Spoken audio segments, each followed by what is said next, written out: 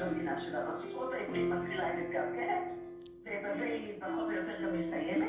ובכלל, כל העניין של ספרים, אני שומעת עכשיו להגיד, ספרים תמיד היה, אנחנו מגדירים את עצמנו, היום כבר פחות בצדק, אבל כעם הספר. אז אם עולה בכנסת, וזה חלק מהדבר הזה, אם עולה בכנסת, מחשבה אפילו, לבטל או להקטין או לבטל הרבה מאוד ספריות עירוניות, משהו יסודי, בהוויה היהודית התרבותית נסדק. את זה צריך להחזיר כמושכלה ראשונה.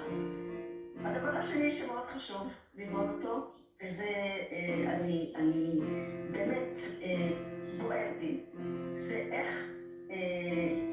זה שני מישורים של מה שקרה לעם הגרמני בין שתי מלחמות עולם. הדבר הראשון, הוקמה שם דמוקרטיה, וקרביימר שהארוכה שלה הייתה אחת התקופות הנאורות ביותר שיצא לי לקרוא.